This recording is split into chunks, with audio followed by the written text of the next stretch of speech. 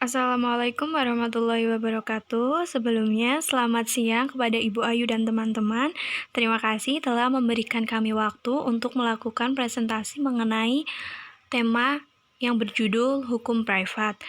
Sebelumnya, saya akan memperkenalkan anggota dari kelompok kami, yaitu 1. Evan Ilham Laksana, yang kedua Pradisti Titania Ayodhya Putri, yang ketiga Gering Osborne Martua Sinaga, yang keempat Siwindani Tripuspita, yang kelima Nadia Roysatul Hasanah, yang keenam Zaskia Audrey Primatasari, dan yang terakhir yaitu Berliani Dwi Purwandini. Hukum privat. Hukum privat yaitu hukum yang mengatur antara sesama manusia, antar satu orang dengan orang yang lain, dengan menitikberatkan pada kepentingan perorangan. Jenis hukum privat. Jenis hukum privat dibagi menjadi dua, yaitu hukum perdata dan hukum dagang. Kenalkan, nama saya Pradisti Titania Ayodhya Putri dengan NIM 811420484. Saya akan menjelaskan tentang pengertian inti hukum perdata. Yang pertama, pengertian hukum perdata secara etimologi.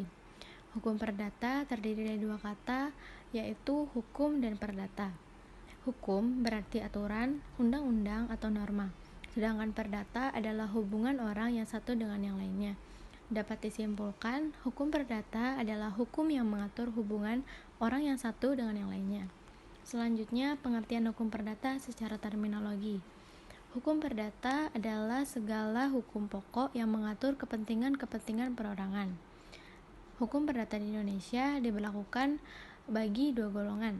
Yang pertama adalah untuk golongan bangsa Indonesia asli, berlaku hukum adat, yaitu hukum yang sejak dulu ditetapkan berlaku di kalangan rakyat yang sebagian besar masih belum tertulis, tetapi hidup dalam tindakan-tindakan rakyat mengenai segala soal dalam kehidupan masyarakat. Dan yang kedua adalah untuk golongan warga negara bukan asli yang berasal dari Tionghoa dan Eropa, berlaku KUH PER dan KUHD. Sumber-sumber hukum perdata yaitu ada 5 yang akan saya sebutkan. Yang pertama ada Algemene Bepalingen van Wetgeving atau disingkat AB, yaitu ketentuan umum pemerintah Hindia Belanda. Yang kedua ada KUH Perdata, Kitab Undang-Undang Hukum Perdata atau BW. Yang ketiga ada KUH Dagang, Kitab Undang-Undang Hukum Dagang. Yang keempat ada Undang-Undang Nomor 1 Tahun 1974. Yang kelima ada Undang-Undang Nomor 5 Tahun 1960 tentang agraria. Sejarah hukum perdata. Hukum perdata Belanda berasal dari hukum perdata Prancis yang disusun berdasarkan hukum Romawi, yaitu Corpus Juris Civilis, yang pada zaman dahulu dianggap sebagai hukum paling sempurna. Belanda kemudian merdeka dan mengharapkan kitab undang-undang hukum perdata yang baru. KUH Perdata yang baru dibentuk, tetapi kemudian tidak jadi karena mendapatkan pemberontakan dari Belgia. Pada akhirnya, Belgia mengisahkan diri dan pada tanggal 1 Oktober 1838, Belanda akhirnya berhasil merealisasikan dua kodifikasinya, yaitu BW atau Burgerlijk Wetboek yang kemudian dikenal sebagai Kitab Undang-Undang Hukum Perdata dan WVK atau Wetboek van Koophandel yang dikenal sebagai Kitab Undang-Undang Hukum Dagang. Baik, di sini saya, Nadia Tukasana, akan membahas tentang asas hukum perdata. Yang pertama, asas kebebasan berkontrak. Asas ini menekankan bahwa setiap orang dapat melakukan perjanjian dalam bentuk apapun, baik yang sudah diatur undang-undang maupun yang belum. Asas ini terdapat dalam pasal 1338 ayat 1 KUH Perdata. Yang kedua, asas konsensualisme. Asas ini terdapat tata cara melakukan sebuah perjanjian. Yang ketiga, asas kekuatan mengikat. Asas ini membahas tentang perjanjian seseorang baru terikat apabila masing-masing pihak ikut dalam perjanjian tersebut dan sifatnya hanya mengikat ke dalam. Contohnya seperti perjanjian perusahaan atau sejenisnya. Yang keempat, asas persamaan hukum. Asas ini membahas tentang subjek hukum yang membuat perjanjian memiliki hak dan kewajiban yang sama dalam hukum.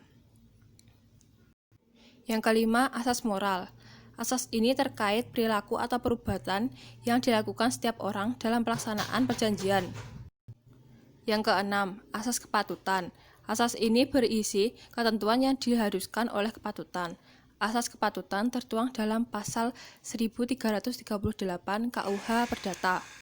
Baik, selanjutnya saya akan menyebutkan jenis-jenis hukum perdata serta menjelaskan secara sederhana jenis-jenis hukum perdata. Yang pertama, hukum perkawinan.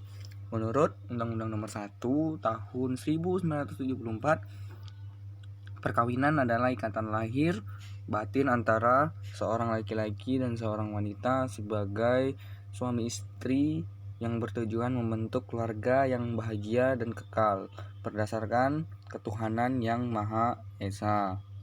Di sini pernikahan dianggap sah di mata hukum ada beberapa hal. Yang pertama, dilakukan berdasarkan hukum agamanya dan kepercayaannya.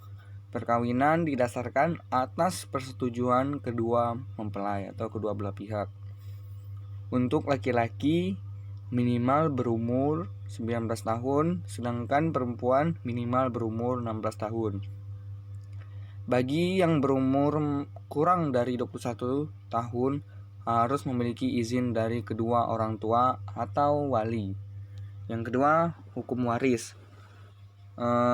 Hukum waris merupakan suatu hukum yang mengatur peninggalan harta seseorang yang telah meninggal dunia diberikan kepada yang berhak seperti keluarga dan masyarakat yang berhak, seperti perihal pembagian warisan atau perihal wasiat. Dan yang ketiga, hukum kekeluargaan. Hukum kekeluargaan mengatur perihal hubungan-hubungan hukum yang timbul dari hubungan kekeluargaan, seperti keturunan, kekuasaan orang tua, atau orang yang hilang. Dan yang keempat, hukum perikatan. Hukum perikatan ini merupakan hubungan hukum yang terjadi antara orang yang satu dengan orang yang lain karena sebuah perbuatan, peristiwa, ataupun keadaan yang terjadi. 5. Hukum perorangan. Hukum perorangan ini adalah hukum yang mengatur tentang subjek hukum, yaitu manusia dan keahlian dalam memilih hak-hak serta pengambilan tindakan dalam menjalankan hak-haknya. Dan yang terakhir adalah hukum kekayaan. Hukum kekayaan ini mengatur benda dan hak yang dapat dimiliki atas benda. Benda yang dimaksud adalah barang dan hak yang dimiliki orang tua atau sebagai objek milik. Baik, sekian dari saya. Jika ingin bertanya, boleh bertanya pada diskusi kita pada hari Jumat. Terima kasih.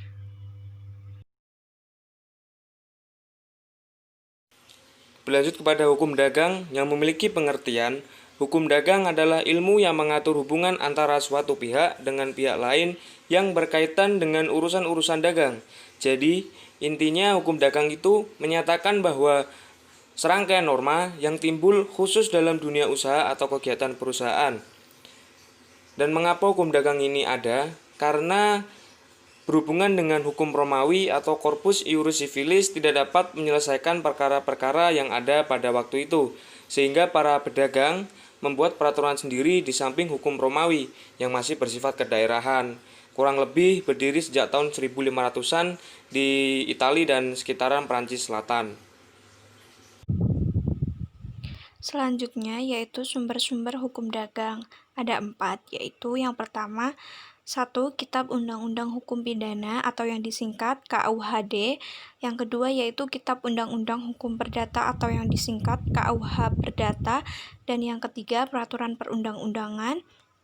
Di antaranya yaitu UU Nomor 10 Tahun 1998 tentang Perbankan, UU Nomor 1 Tahun 1995 tentang Perseroan Terbatas atau PT. Yang ketiga, UU Nomor 7 Tahun 1987 tentang Hak Cipta. Yang keempat, UU Nomor 5 Tahun 1999 tentang Persaingan Usaha. Yang kelima, UU Nomor 8 Tahun 1995 tentang Pasar Modal. Dan yang terakhir yaitu Hukum Kebiasaan. Di sini, saya, Najwa Sukasanah, akan menjelaskan tentang sejarah hukum dagang. Perkembangan hukum dagang di dunia telah berlangsung pada tahun 1000 hingga 1500 pada abad pertengahan di Eropa. Kala itu telah lahir kota yang berfungsi sebagai pusat perdagangan seperti Genoa, Venesia, Versailles, Florence, hingga Barcelona, dan negara-negara lainnya. Meski telah diberlakukan hukum Romawi, namun berbagai masalah terkait perdagangan belum terselesaikan. Maka dari itu, dibentuklah hukum perdagangan.